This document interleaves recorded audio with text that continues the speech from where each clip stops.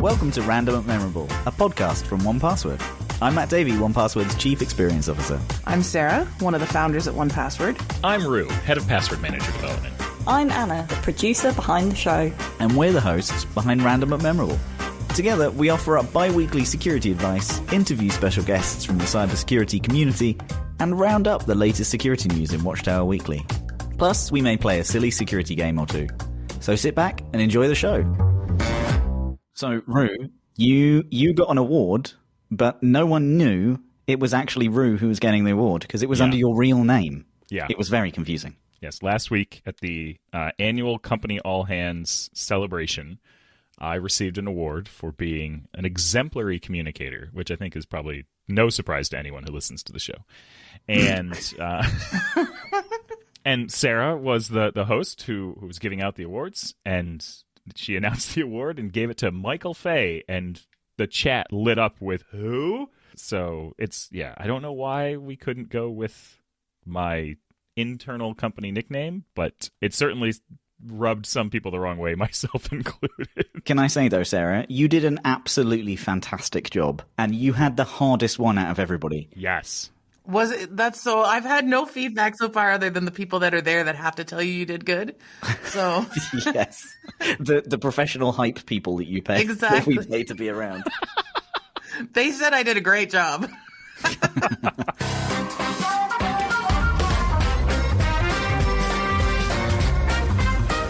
Your hype crew that you take everywhere. All entourage. No, I think it was incredibly hard because, you had to wait for people to applaud, and no doubt there was some applause in the studio, but not a whole bunch. Well, and I can't see the stream, and I couldn't see what was happening behind. I know that the screen was behind me, but then trying to figure out, am I standing on someone's face right now? Am I in the wrong location? Sarah, I have to imagine that. So sorry for the listeners, because this is not making for great radio so far. The setup is Sarah is in a studio on a soundstage somewhere, broadcasting to all of us, literally standing on a stage. Yes. Picture Tim Cook standing in the Steve Jobs Theater. It's that. And there's no audience. And so you have to present and project to an audience that is not there. I have to imagine that is just really awkward and odd. It is strange. I think the other part is just I'm very self-conscious. I have very little confidence. And I'm really worried, everyone on the other side of the camera is being super hypercritical. And they're like, oh my goodness, she just said that instead of that. She got it wrong. Oh no. The one slide I messed up and I was like, oh God, the whole show's over. I might as well stop and quit.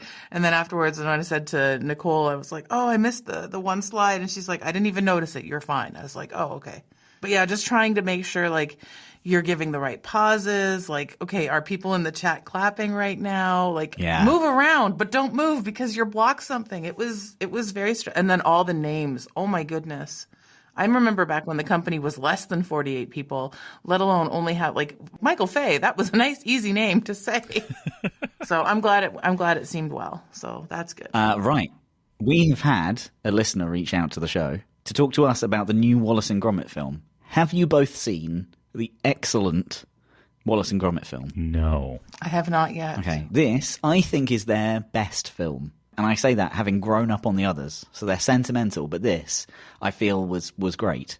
So essentially, Wallace, an inventor, makes a robot gnome, and then the Feathers McGraw character, who is a penguin disguised as a chicken, essentially breaks in to the computer network and breaches the login credentials and changes the command control of the production environment and deployment of these gnomes. And so I think, basically, Dave Rosencrantz has reached out and said it is essentially a film about cybersecurity, which I very much enjoy. That's very cool. I like that. I think it takes a special kind of nerd to see that when you watch a film like that. But also I think it takes a special kind of nerd to have conceptualized a film like that. So very well done. Yes.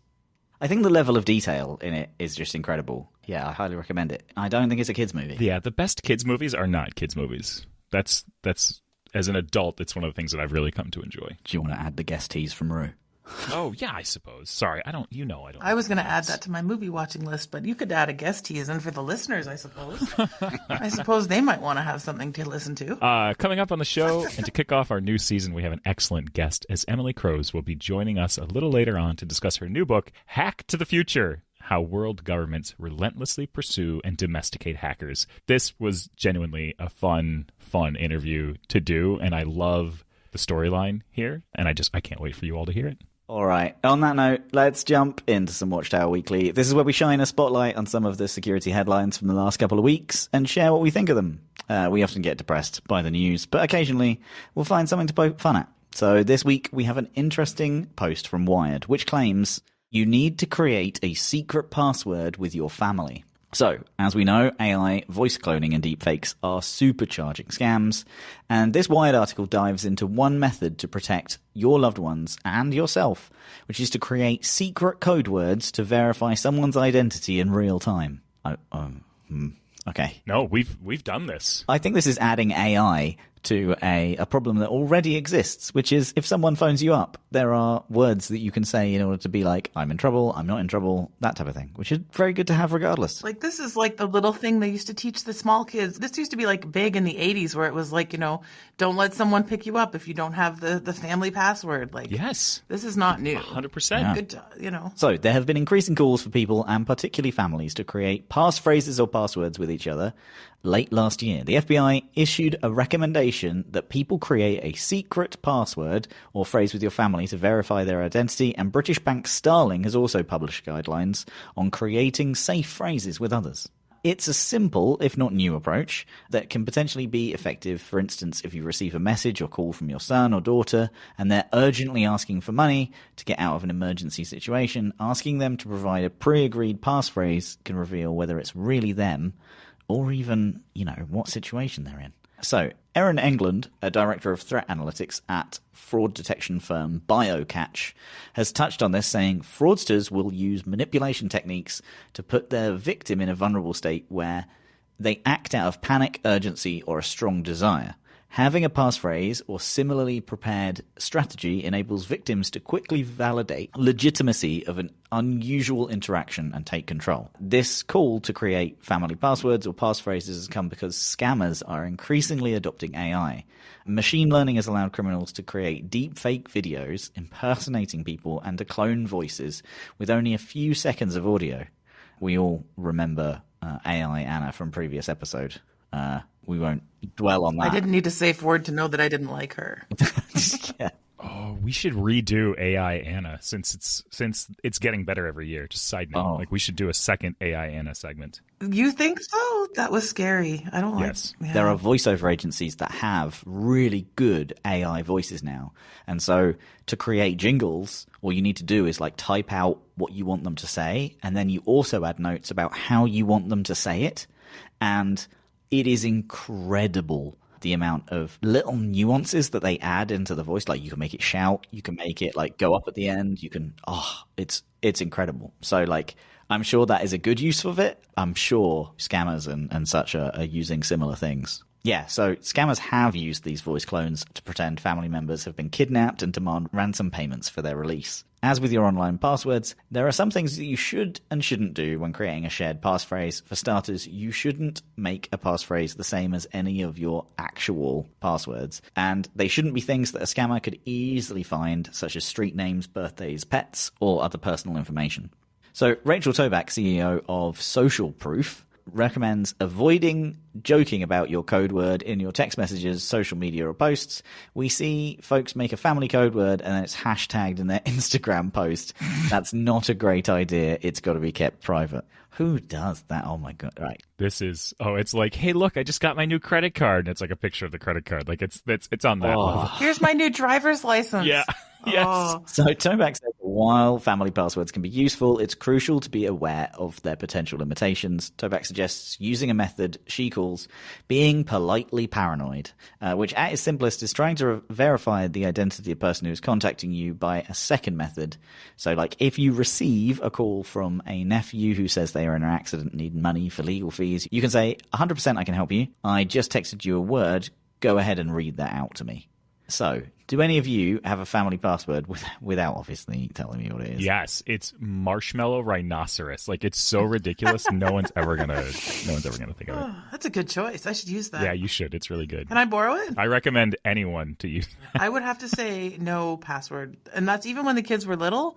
Like, it was just like, if you don't feel comfortable with it, like, just don't do it. Like I remember leaving the kids like that when they were older, and I'd leave them in the car when I was running into Shoppers or something. You can't do that. No, like when they're 8 or 9 and they're like, I don't want to go in the store with you, Mom. Like not babies. No, babies you drag everywhere. Babies are dragged everywhere. I'm talking about the 8 and 9-year-olds, the snarly ones where you're like, oh God, fine, just stay in the car. I'm just going to get the milk. Stop complaining. And then I'd would leave the keys with them and be like, okay, so if somebody gets in the car, what do you do with the keys? You throw them out the window. Don't let them steal you in the car. Like, you're fine. It's all good. But we're just a very practical family. I don't know. I think it's something that you could store in one password. And kind of if you ever forget it, you can assure that through Face ID and stuff, only the right people can get to it. We do have one.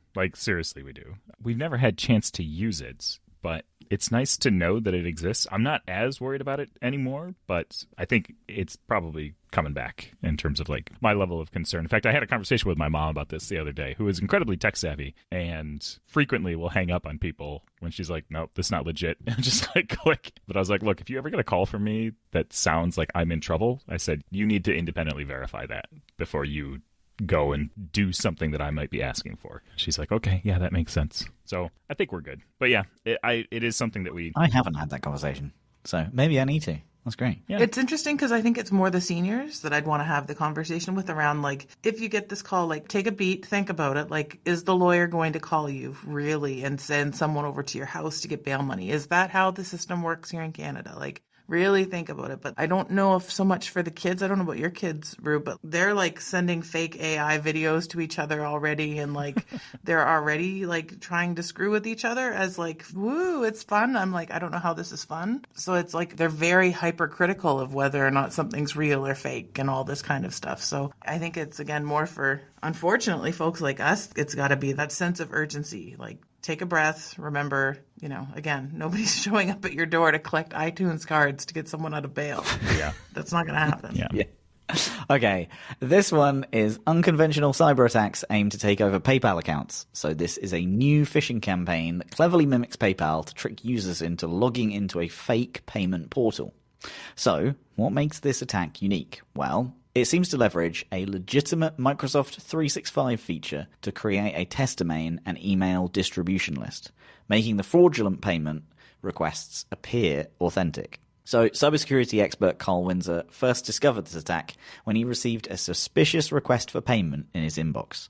The sender's address appeared non-spoofed and authentic, a significant departure from typical phishing tactics. Windsor noticed that the email, the URLs, and everything else are perfectly valid, making it hard for an average user to spot the deception. At this point, Windsor noted, some folks might be tempted to log in with their account details. However, this would be extremely dangerous because the login page links the target's PayPal account address with the address it was sent to, controlled by the attacker, not their own email address. Once users log in to investigate, their accounts become linked to an attacker-controlled email, granting scammers access to their PayPal accounts. Experts have determined that scammers use free Microsoft 365 test domains to bypass security filters like SPF, DKIM, and DMARC. Messages sent this way resemble standard PayPal payment requests, making it tough for email providers to differentiate between genuine and malicious communications. Windsor emphasized the need for a human firewall, basically employees trained to recognize and handle suspicious emails. He also recommends updating security scanners to detect distribution list-based campaigns and using AI-driven tools to monitor the social graph for unusual interactions. This is an interesting one because we see phishing tactics evolving all the time, but so are the defense strategies. And it seems like a combination of awareness training and advanced detection can actually still help us here. What do we think? Have we ever fallen victim to anything like this or had any issues with PayPal scams or compromises? I haven't personally because I use 1Password, and 1Password helps me not fill things that aren't the right things. The hard one for me has always been when I get you've received an invoice or you've received a money request. I find that hard as a business because I'm like, is this a service that we've used? Is this something I need to pay? That's where I find I have to use the critical thinking skills because it's not necessarily PayPal per se, but it's those fake invoices where it looks legitimate. It looks like you've bought something, and then I have to now verify, did you buy something on the PayPal account? Did you buy something? That's gotten better now, but yeah, I have not fallen victim to anything like this. Yeah, I've not fallen victim to something like this, but I'm hyper paranoid. So I very rarely will click on a link in an email unless like I was expecting it because of something I just did. But it is getting better all the time, and it's harder and harder to spot the fakes, especially if they're coming from legit addresses. Like that's one of the things that I always check and stuff like that as well. Check the address and see what's what. But it's always safest to go to the service directly and log in, because if there is something for you to take action on, you will see it when you log into the service directly. Yeah, I think that's my takeaway from this as well. Like linking accounts from other accounts. It's always the best to go in via the domain that you trust and ensure you're there. Yeah. Okay. Yeah. This last one. Subaru security flaws exposes its system for tracking millions of cars. So this one's from Wired.com. About a year ago, Sam Curry, a security researcher, bought his mother a Subaru on the... Who buys their mother a Subaru? Of all the brands to buy, isn't that like a rally racing car? I don't know cars. No, my mom drives a Subaru. Really? Yes. In my head, that's like, it's got like a spoiler and a front, vent and stuff like that. And yeah. You press a button and you kind of glide it around a corner from the back. Does she drive like that? Yes. No. Yeah. No. She. Okay. Part-time rally driver. What's it called? Drifting. That's it. Yeah. No. Mama Faye, part-time rally driver. Okay. All right. So he bought his mother a Subaru on the condition that at some point in the near future she let him hack it. I don't know whether this was the same arrangement you had with your mother, but it took Curry until last November to begin examining the car's internet-connected features and start looking for ways to exploit them. Sure enough, he and a researcher working with him soon discovered vulnerabilities in the Subaru web portal that let them hijack the ability to unlock the car, honk its horn. Right, okay. Immediately, he has the ability, through the web portal, to honk his mother's Subaru's car. I don't know how I could not. Like... just any time. Just any time of day when I'm feeling like a little bit low, I would just log in, press the button. Yeah. I couldn't stop myself. That is a terrible, terrible ability. So, and they would start its ignition, reassigning controls of the feature to any phone or any computer they chose. Obviously, those bits are worse than honking the horn. Most disturbing for Curry, though, was the fact that they found that they could also track the Subaru's location, where it was at the moment, but also where it had been for the entire year that his mother had owned it. Oh. The map of the car's entire whereabouts was so accurate and detailed, Curry said, that he was able to see her doctor visits, the home of friends that she visited, even which exact car parking space his mother parked in every time she went to church. Curry said, you can retrieve at least a year's worth of location history for a car where it's pinged precisely, sometimes multiple times a day. Whether someone's cheating on their wife or part of a political group, there are millions of scenarios where you could weaponize this against someone. That's what Curry said. That wasn't my opinion there. Let's just be clear. That wasn't my first thought, was like how I could weaponize this against someone. That wasn't you. I just wanted to honk the horn. So researchers revealed their hacking methods in a recent blog post, which they believe would have allowed hackers to target any of the company's vehicles equipped with its digital features known as Starlink in the US, Canada, or Japan. Researchers reported their findings to Subaru in late November, and Subaru quickly patched its Starlink security flaws. But Curry's warned that the Subaru vulnerabilities are just the latest in a long series of web-based flaws that they and other security researchers working with them have found in well over a dozen car makers, including Honda, Hyundai, Kia, Toyota, and many others. There's little doubt that they say that similar serious hackable bugs exist in other automotive companies, and they have just yet to be discovered. So 2 researchers' work contributed to a growing sense of concern over the enormous amount of location data that car companies collect.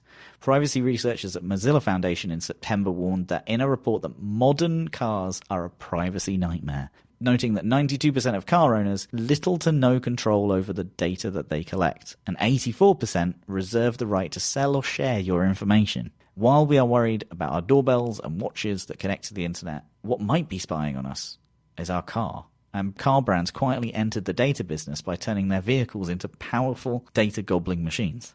The security researchers concluded by saying, it seems that there are a bunch of employees at Subaru that have a scary amount of detailed information. People are being tracked in ways that they have no idea are happening. This, I think, is terrifying, and it makes me thankful that I have an old, busted car. I had an old, busted car, but now... Oh, you've got a fancy, shiny one now. Now, yes, we both have recent model year vehicles. Did it come with the award? Yes. Comes with a beautiful laser-engraved wooden block and right. a brand new car. And I've really, thought about this recently. I have to go through the menus and make sure that I can disable as much as possible. But me disabling stuff might not be enough because it just might be silently going on. I find our truck in particular, it's just very robotic. And so it's very much worrisome to think, okay, what else is it doing with what's going on? Because there's microphones in the car and it's listening. And I don't know if you guys have had the experience where you're driving and, you take your phone calls on the road. And so you're like, okay, well, I'm driving to Toronto. I might as well take a bunch of calls. And I do that. Then you're outside somewhere and you're watching a car drive by and you can hear every conversation word that's happening in that car out there. And they're just wrapping up a quick call with there's someone else on a phone in the parking lot. And you're like, I hear everything. And then all of a sudden, all you can think now is if I can hear everything on your phone call, did you hear everything on my phone call? Yeah. And that's not even the robot spying on you. That's just you broadcasting your conversation in what you thought was a little soundproof vehicle. That's just you not knowing. Yep. Oh, that is terrifying. Okay. I think it's time to bring in our guest. So let's go to my chat with Emily Crose. We dive into the world of hacker culture through the ages and how hackers have been domesticated and transformed into a geopolitical force. It's a truly fascinating interview, so I think we can just go ahead and drop it in here.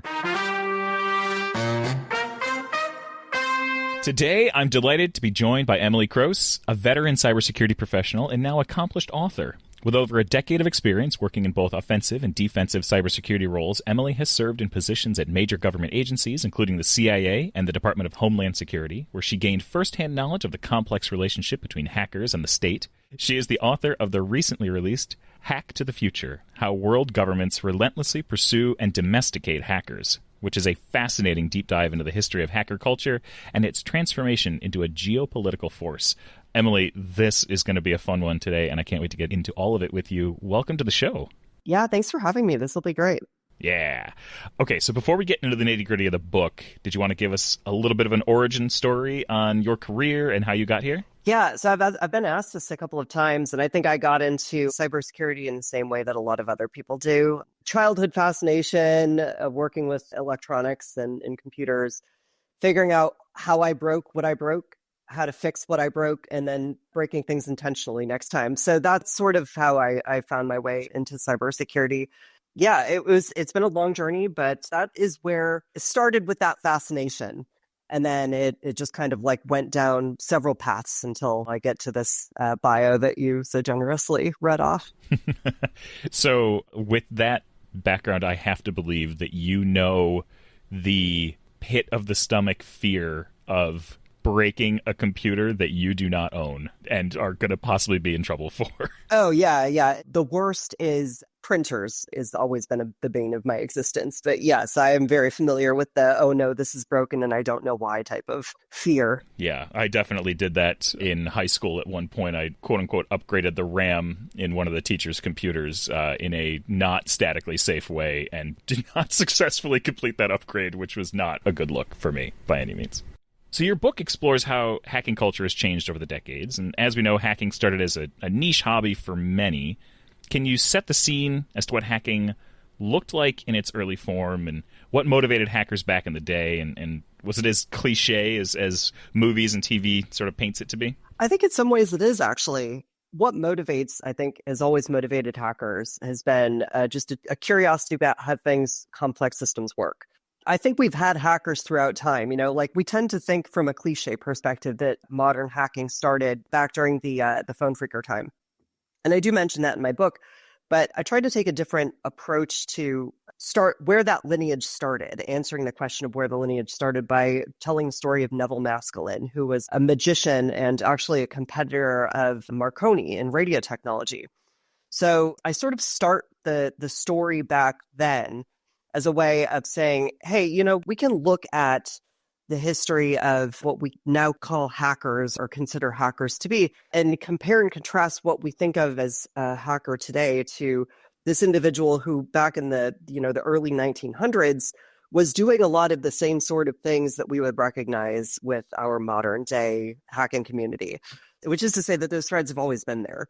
And I don't think, just to be clear, I don't think that Neville Maskelyne was the first hacker. I think it would be awkward of me to claim that I found the originator, right? What I'm saying is that we've always had that sort of curiosity and almost mischievousness when you read the story of Neville Maskelyne and how he had sabotaged Marconi's demonstrations with radio. That sort of thing has always existed with people. And the complex systems change, but the hackers themselves really don't over time. We've always been the same group of people for the most part. Has there always been a motivational through line for hacking where it's been a means to gain access to things that people didn't think that they'd have access to, where it plays a role in politics? Or is that a shift that happened over time? I think that's sort of two separate questions. How it's changed, it's become a geopolitical thing in a more prescient way in the modern age, which is to say since like the 1990s. But even with Neville Maskelyne, radio at that time was developing into a geopolitical technology, a technology that was being used for geopolitics. So they were starting to use radio to coordinate military efforts in different parts of the world, for example. And so that motivation that you point to is from the Maskelyne perspective, from Neville Maskelyne's perspective. I don't think that his interest was in getting access for the sake of getting access, or in his case, the sabotage was actually to prove a point about who owned the technology and the sorts of like business claims that Marconi was making, which is a very different motivation than a geopolitical motivation necessarily. But that component of geopolitics has been there and has a through line through that story because of the way that the technology was being positioned on the world stage. So there is a change that occurs in the 1990s, as I said, that mainstreams hacker motivation to get access to computers because computers are the thing now, and stealing information for the purpose of making a geopolitical point or helping a movement, as hacktivists have. So that's a more modern motivation that we don't really explore a lot of that in the book. And it may be that there are some cases of that you could find over time. But yeah, the thrust of the book really is from the 1970s to about 2015. Okay. All right. You write about events like the Morris worm and the Melissa virus.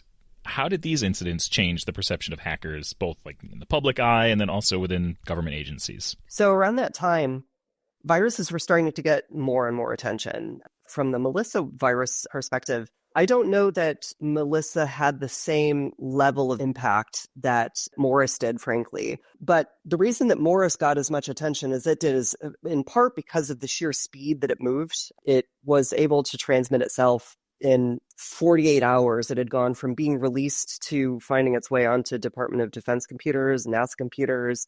It was so fast moving, and it was so early in the sort of like, I guess what I would describe as like the in the wild type of virus release, because before this time, viruses were being explored in very high-end laboratories in restricted settings. But it wasn't until, you get to the Morris era and the Melissa era of viruses where people outside of laboratories are starting to write viruses and release them, that you start to see how the public reacts to those, because now it's outside of a lab setting and everybody has to deal with this global impact. So that's the first part of the Morris worm's impact. The second part is that Robert Tappan Morris is actually the son of a National Security Agency cryptanalyst, a very well-known cryptanalyst actually and programmer at NSA. And so it also gained a lot of interest because of that connection. And it did turn heads with the government establishment because there were a lot of questions about like how this happened. Why would the son of an NSA cryptanalyst write this piece of code and then release it? It was a purposeful, was it accidental? So there is a through line also there with the public discourse about how this destructive virus made its way out into the public that was a pretty illuminating for government people at that time. Yeah, I can imagine, and probably a bit professionally embarrassing for Morris himself to have something like this happen. Certainly was, with the FBI coming to visit him at his work. Yeah, that also was the catalyst that created a more unified response from the government to virus incidents, right? So before this, we didn't even have an organization that was really centrally responsible for responding to virus outbreaks, which it became then, after the Morris worm, the originator of US CERT. So that's how that came to be. So the book really explores this nuanced relationship between hackers and governments. How would you describe the evolution of this dynamic from adversarial to collaborative? That was actually the thrust of the book at the beginning. It was me trying to answer that question. How did this weird group of outsiders become an accepted part of major government global policy? So you have, your phone freakers from the 1960s being pursued by state and federal authorities for basically ripping off the phone companies. They considered it a form of toll fraud. So they were being prosecuted for stealing money, essentially, from the phone companies. And that turned into prosecution for other reasons, getting unauthorized access to high-end computer systems, like you see that with other hackers from the 1980s era. So there's a sort of evolution where I describe it as a sort of land bridge from the phone freaker era to the computer hacking era. I know these terms, they kind of make me cringe, but this is the best way to describe it, where you start to see some of these early 1980s and then 1990s era hackers going from phones to computers.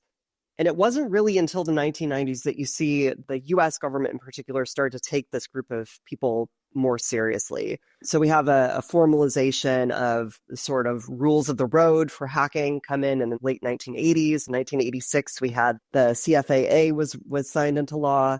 So that kind of created a legal establishment for this class of individuals who've always been working with computers to work within a more legalized framework. And so once the rules were sort of set down, the law of the land was laid down, federal agencies started to take it more seriously as something that they would prosecute.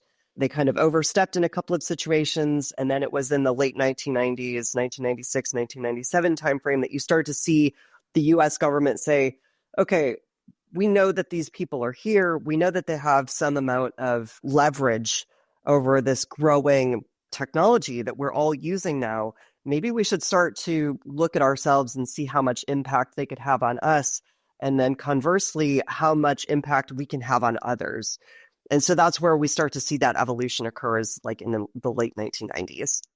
A lot of the, going back to like TVs and movie, the portrayal is that a hacker commits a crime and then the government agents catch them and then say, well, we can commute your sentence if you'll agree to work for us. Is that a common path or is that a sensationalized path? I think it actually is. It's about right that it's a pretty common path. I don't know that it happens quite that way anymore. What we tend to see, I think, nowadays is because we have so many things like capture the flag events, you have a lot of individuals who sort of develop this skill within a legal framework by doing CTFs, and then they get discovered by government agencies that way these days. That sort of is the more modern recruitment pathway. But yeah, certainly there are plenty of stories throughout the 1990s of hackers getting in trouble for something, and then eventually they sort of like evolve their skill into either consulting business or for working for the government directly. So there's definitely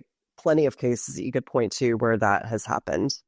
You talk about how different agencies like the NSA and NASA interacted with hackers. Were there any really noticeable differences between their approaches that you called out? Yeah, there's always been a sort of like a signature way that different agencies deal with the reality of like a breach, right? So like in talking to some hackers from that time frame for this book, it's been described as like breaking into NASA used to be a rite of passage. for a lot of hackers, from the Australian scene to even the Australian hackers in Melbourne would break into NASA just as a rite of passage to, gain credibility.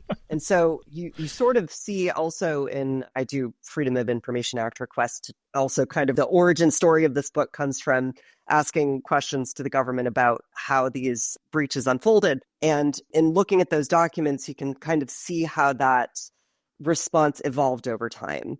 So you go from a lot of like handwritten notes by FBI in the wake of a virus investigation from the Melissa virus, for example, handwritten notes with interviews of people who interacted with it, to eventually you have formalized incident reports with cost associations with them in the like late 1990s and early 2000s. So there's also that evolution of formalizing a lot of these things that we see in breaches today. And the documentation that we see with them is a lot more robust now than it used to be. If we look at the hackers themselves, did you find any similarities or commonalities for motivations or life experiences across all of these folks, and even like differences between folks who describe themselves as black hat hackers versus white hat hackers? Like what did you find there? Yeah, I'm actually really glad that you asked that question, because there is something that I noticed in putting this material together. I don't know that I really call it out specifically in the book, but I know of a lot of folks who have entered cybersecurity over the years. And those people, I'm sure, will know who they are when I mention this. Again, not all of them, but many of them experienced a period of homelessness, which I thought was really interesting. Huh. It's informal. It's an informal observation. And certainly not everybody who entered cybersecurity had that experience. I didn't have that experience, for example.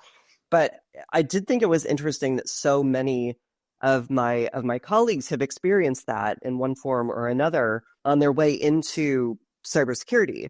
And I'm not really sure what accounts for that. It's kind of an interesting thing that it would be interesting to look into and see why that is the case. But just as a sort of like off the cuff observation, but definitely other things that you could tie to hacker ethos, I guess you could say, are things like curiosity, good sense of humor, mischief. You see a lot of that throughout the years too, which is something that goes all the way back, like I said, to the Neville Maskelyne early 1900s era.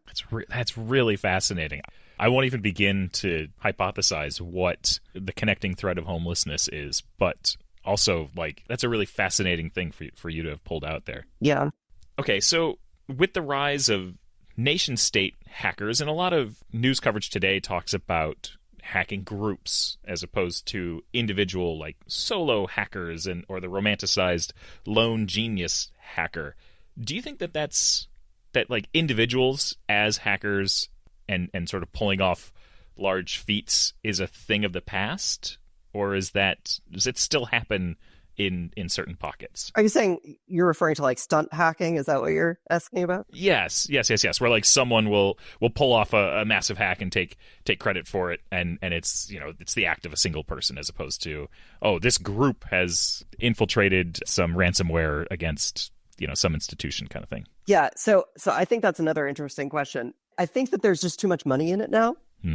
So you used to see that a lot in past decades, because the business of cybersecurity hadn't really developed to the point where you could make money as an individual. If you didn't graduate from college and you may be on the younger side of things, as we know, young people are just as intelligent with computers and breaking them as people have been doing this for many years. I'm rusty these days, but younger hackers are just as adept at doing this sort of thing. And I think that they've found ways of monetizing that better than we used to be able to. So I think that era is over in the way that we remember it from the 2010s era or the 2000s era, where these big elaborate pranks could be done and grab a lot of attention. I mean, we still see some of that, but I don't know that we'll see another crew like Lizard Squad from the 2010s or Lulzsec, for example. Like those types of groups, they harken back to a time where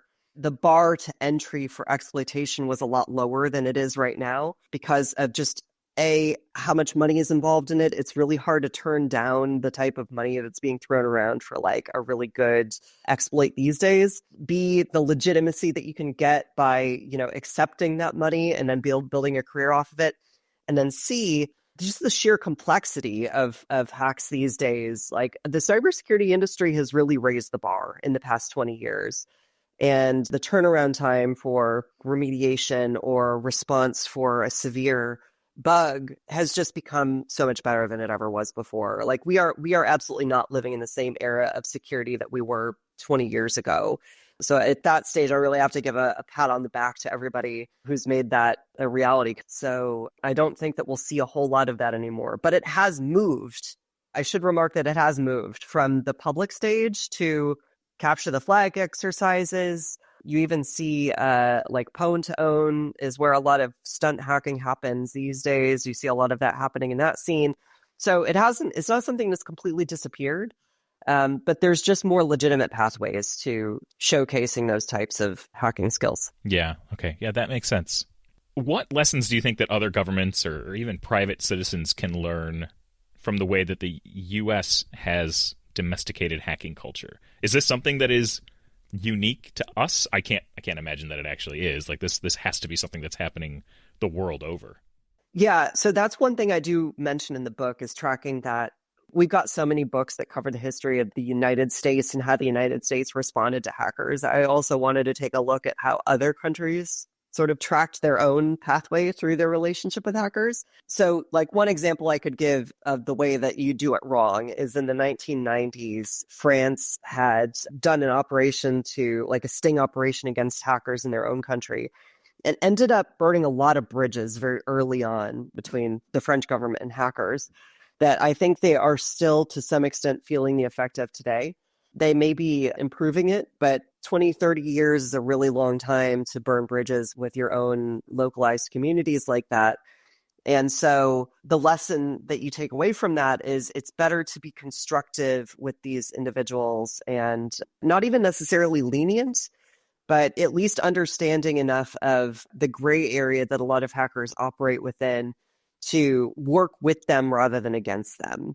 So there are plenty of examples that I mentioned in the book where government agencies like the Secret Service went about doing stings in really destructive ways that ended up hurting that relationship more than helping it.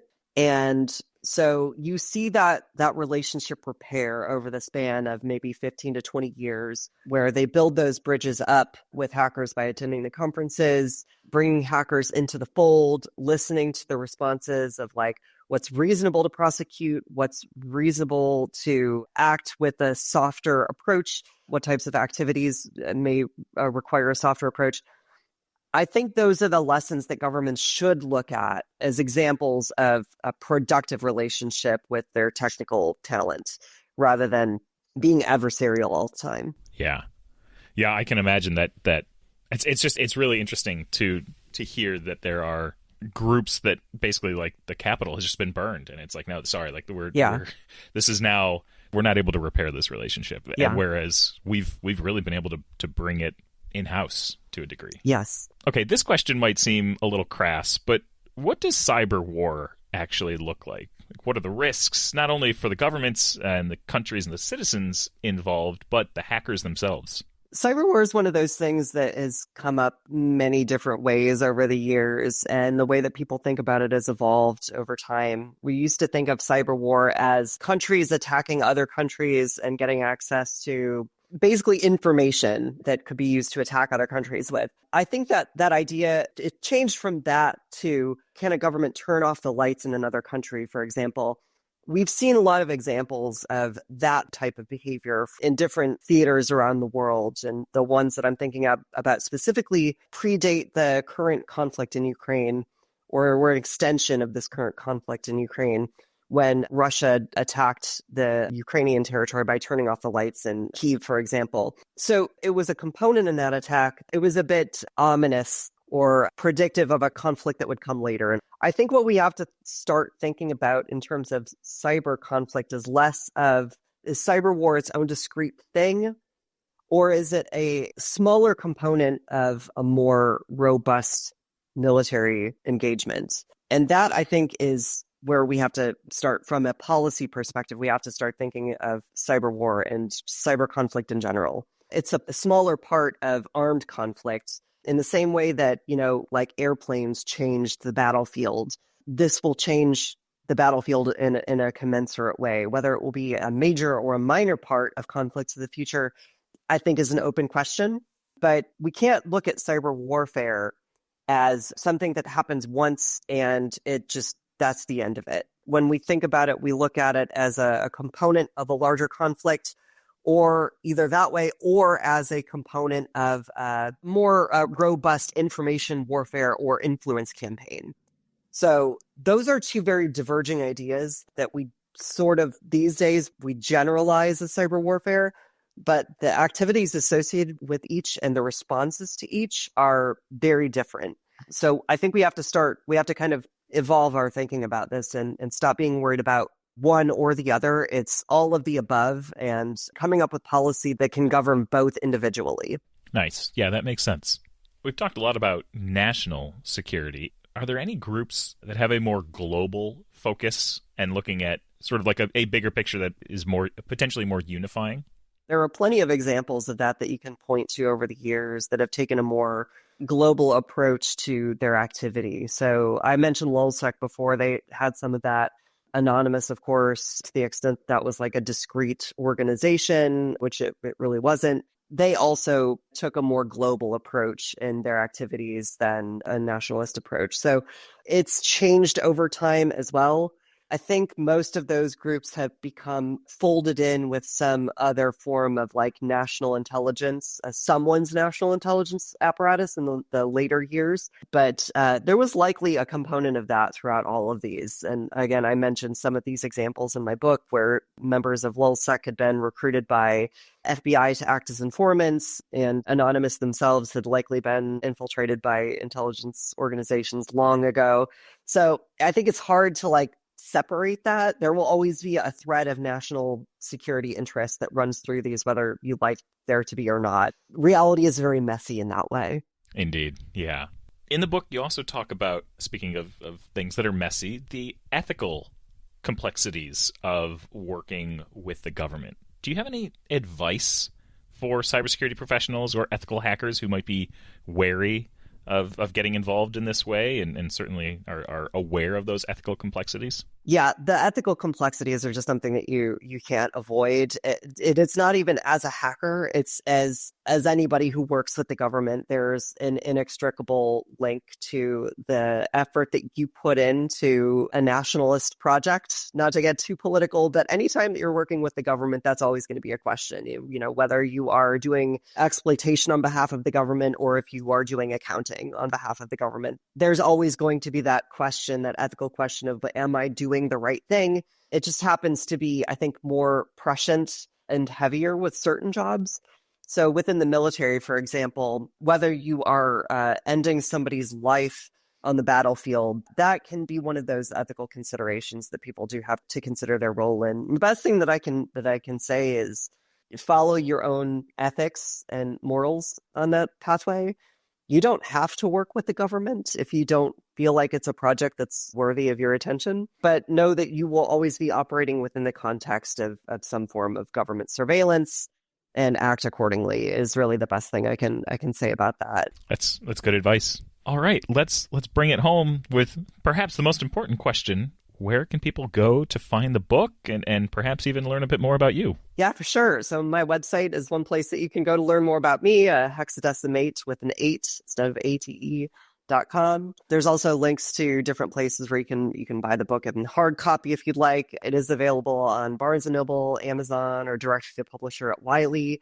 Also excited to announce that we are going to have an audiobook version coming on February 25th.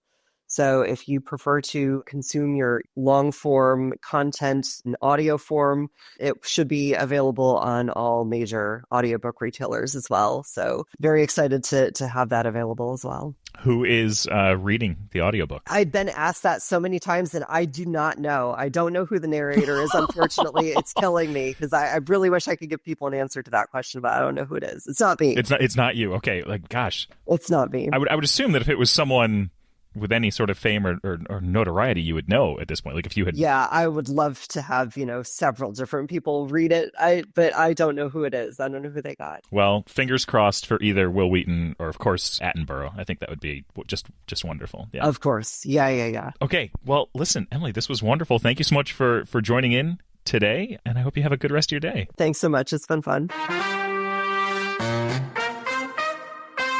All right. Well, thank you for that interview. With that being done, let's jump into Ask 1Password, our advice segment where you can ask Rue anything. This is where your listener questions, whether they be security related or midlife crisis related, can be asked. So this week we have an email from Julia who asks, "Hello, Matt, Sarah, Rue, and Anna too. I have a quick question for Agony Aunt Rue." Oh, I wonder if she meant that to rhyme. "I have a 1Password Families account free through my work, but I don't want to have work access my personal passwords. Is there a way to separate the two accounts?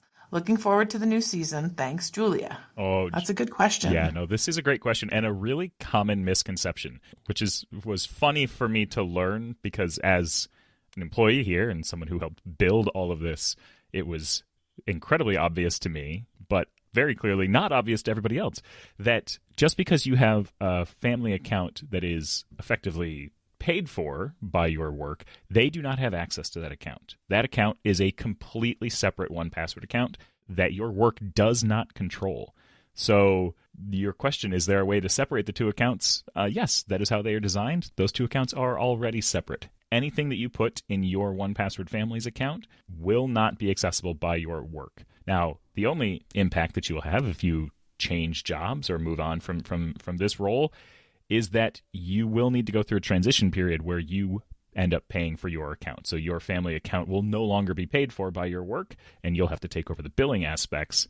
But other than that, you don't have to worry about any sort of access by the company whatsoever. Yeah, it's basically like a coupon code that goes on your thing, like a promo on your family account. Yep. I think the main thing is if you end up not paying attention when you're saving stuff, if you're working from home and you've got your work machine and you've got stuff up, like you want to make sure that you're putting your work stuff in your work stuff and you're putting your family stuff in your family vault, because that's the only real crossover that you might have. Yeah, that's true. And we've put in some checks lately in recent versions that look out for that stuff on your behalf. So there's some common domains and things like that. I know. It's awesome. Yeah. We're like, hey, did you want to put this in your work account? Or hey, did you want to put this in your personal account? The separation, even if you sign into both on the same phone, computer, whatever, they do not share information between them. But as Sarah said, you can mistakenly put stuff in the wrong account. But again, like we try and catch it and watch out for it. Yeah, the little pop-ups have been very helpful for me lately. Oh, I'm glad. Where it's like, hey, are you sure you think this is where it should be? And it's like, okay, yeah, I'll clean up my stuff. I'm getting there. I'll get there. Well, thank you, Julia, for the question. And if you have any questions that need some answers or you could use any life advice, please send an email to podcast@1password.com. And you can include your name or remain anonymous, and we'll be happy to do what we can to help. All right. It is time for us to play alternative security questions. Traditional security questions like, what is your mother's maiden name and what was your first pet's name, are boring and, not to mention, easily crackable. So here, we get to suggest some alternative security questions with less predictable answers. Contestants, you are creating fake answers to obscure questions, trying to outwit the hosts by occasionally slipping in real answers unnoticed. And me, the host, is awarding points for my favourite answer based on comedy or creativity. The host also must try to detect if any of the answers played are real or not. We're going to play 3 rounds and answer 3 alternative security questions. When we playtested this recently, we argued over whether or not should be a democracy or a dictatorship over the best answer, which in itself, I think, says a lot about us. Also, we have a new jingle. Are you ready? Should I play it? Oh, I'm so ready. Let's go. I can't wait. Okay. It's alternative security questions, the game show that answers the questions that no one asked for. When your mother's maiden name just won't do, and your first pet's getting boring too, we've got new ones for you. Like, what's the ugliest animal at the zoo? what was your ex-girlfriend's favorite shampoo? It's alternative security questions, the game show that answers the questions that no one asked for.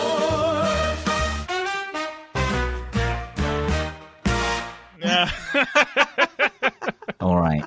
This week's alternative security questions. Number one, first one to Sarah. If you were a breakfast cereal, what would your tagline be? I struggled with this because we get these in advance this week. And so my first thought was no thanks, because I don't eat breakfast. I don't enjoy breakfast. So it would just be like a box. You as a breakfast No cereal, thanks. no thanks. Like, no thanks. It's dinner time. Like, it's, I like that.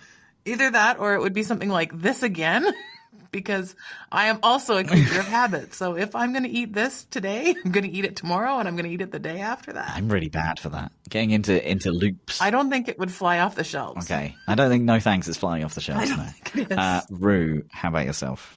My tagline for my breakfast cereal, it's got to be like something like Nutty Crunchy, I think, is really what it's going to end up being. Just Nutty Crunchy. Okay. I feel like you've missed a branding opportunity with Rue. It's Rue for you. It's Rue for you. Is that your shampoo, maybe? You know what? That's better. I'm changing my answer. Okay. I'm keeping score, but I will announce the scores at the end. Oh, great. So number two, Sarah, what's your most irrational fear? Windmills. Okay.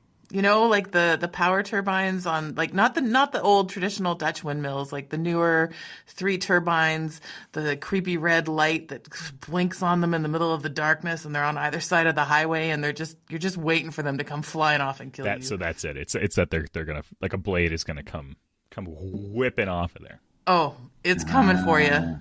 They're gonna turn into robots. There's something horrible gonna happen. It's done. I think that one might actually be true. I think we're definitely getting into the truthful territory there. Yep. Okay, Rue, what's your most irrational fear? Yeah, so I'm going to say a thing that I think is going to ring very true to any child of the 90s, which is driving behind a logging truck. Oh. Yes. Final Destination. Yes, I am terrified of being Final Destination. I change lanes. Or pull over. I genuinely do. Yeah, no, I do too. Yeah. Yeah, no joke. That stuff is awful. Oh, that is terrifying. It's terrifying. Yep. I don't think that's an irrational fear. Yeah. Oh, sorry, that's just a real fear. I think that means I win that question.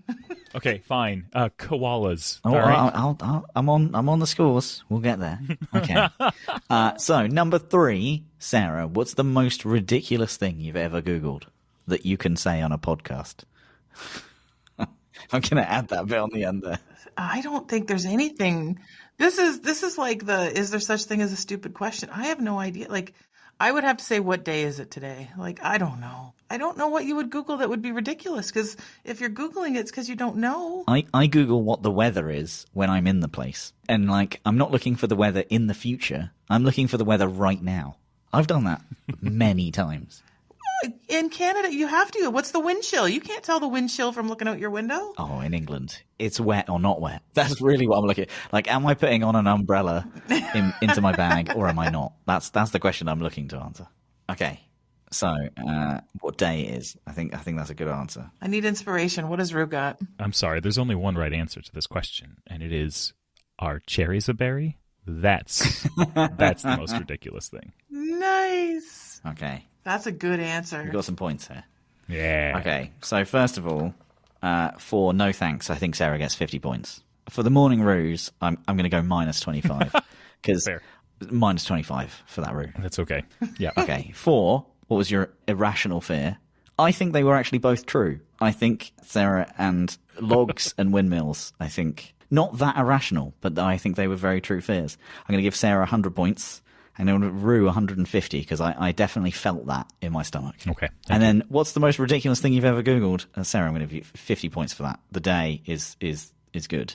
But, like, I think our cherries are berry. 125 points for that. Yeah. I believe that sounds like a correct score. Was I correct in both of those irrational fears being true? Oh, yes, 100%. 100%. Yeah, there we go. All right, we're going to add those points on to more points that won't matter, and we will see you next time on Alternative Security Questions. Woohoo. But before we go, don't leave yet. In celebration of our new season and our new game, we would like to hear your alternative security questions. So please write to the show with your most creative security questions. We will pick 3 of our favorites and play them in alternative security questions on a future episode. All 3 winners will receive 1 free year of 1Password for families. Please send your entries and your alternative security questions to podcast@onepassword.com and reference the Random But Memorable giveaway. The giveaway is now open and closes on February 4th, so you only have 1 week to get your questions in.